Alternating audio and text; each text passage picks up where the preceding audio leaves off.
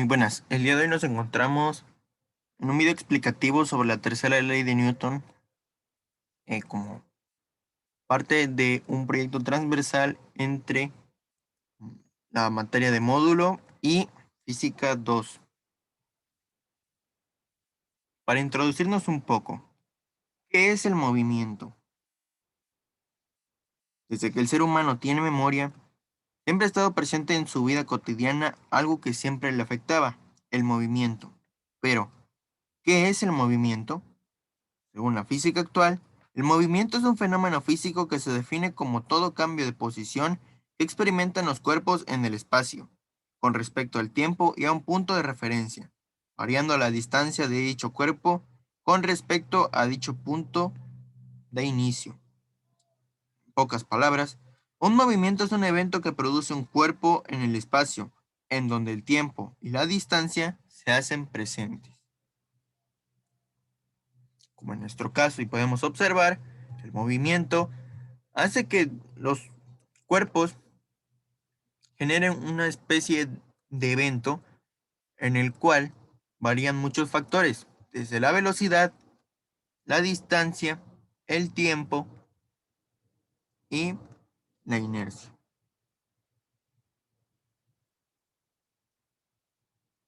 Elementos del movimiento.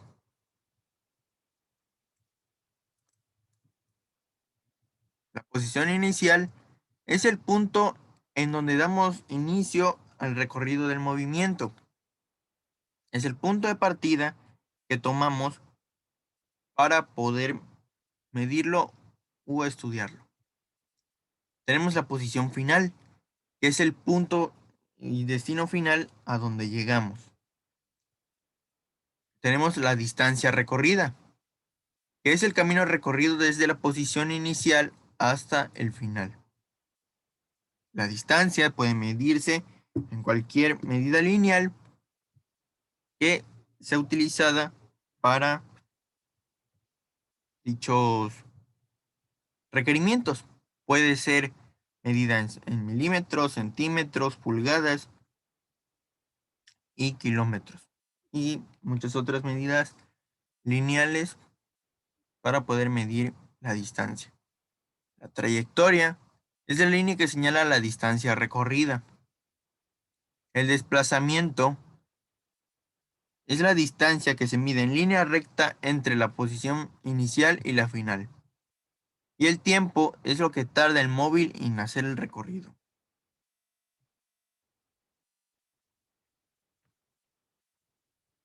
Tipos de movimiento. En física, se toman como clasificación tres tipos de movimientos. Movimiento rectilíneo. Es el movimiento más común que encontramos en nuestra vida cotidiana. Incluso, al caminar usamos dicho movimiento. Se caracteriza por ser un movimiento recto sin curvas. Movimiento circular. Como su nombre lo indica, es el movimiento realizado en círculos. En nuestro plano más cercano, la Tierra y la Luna son el ejemplo perfecto en dicho movimiento de móviles. Movimiento parabólico. Es el movimiento realizado sobre una parábola. Su trayectoria se toma en curva en cuanto a la fuerza utilizada.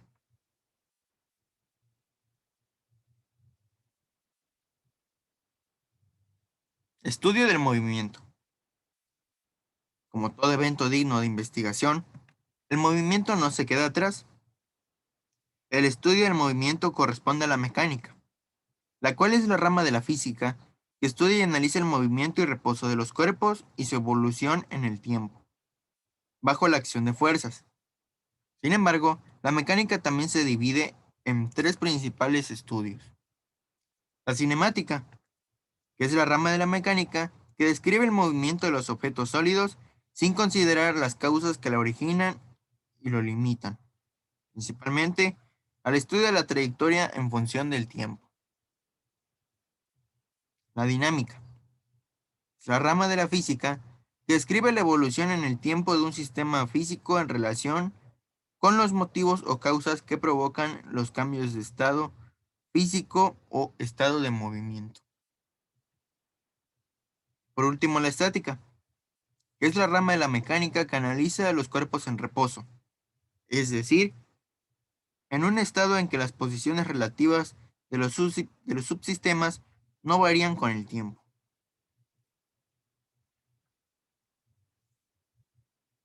Las leyes de Newton. Para comenzar, ¿quién fue Isaac Newton? Isaac Newton fue un físico, teólogo, inventor, alquimista y matemático inglés. Es autor de las Principias, las cuales son leyes que describen muchas funciones, desde la gravitación universal, y establecen las bases de la mecánica clásica mediante las leyes que llevan su nombre. Primera ley, o ley de la inercia.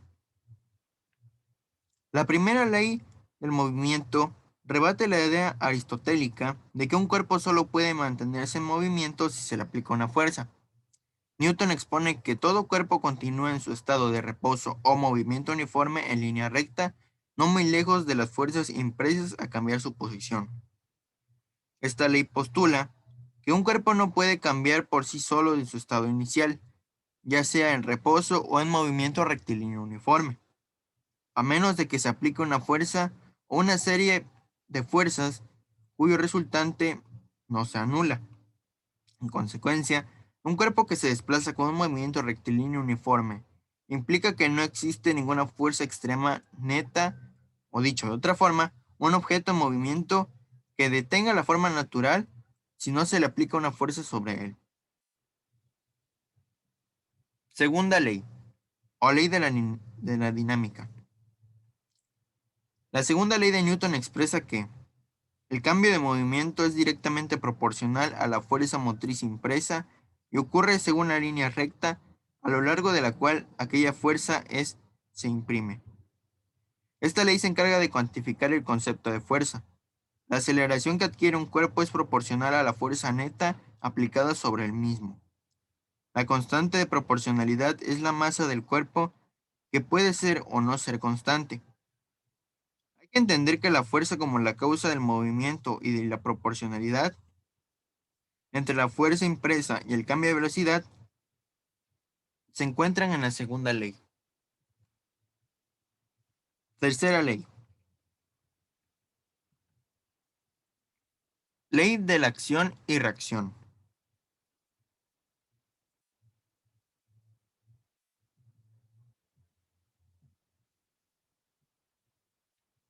La tercera ley de Newton establece que siempre que un cuerpo ejerce una fuerza sobre un segundo objeto, éste ejerce una fuerza de igual magnitud y dirección, pero en sentido opuesto al primero.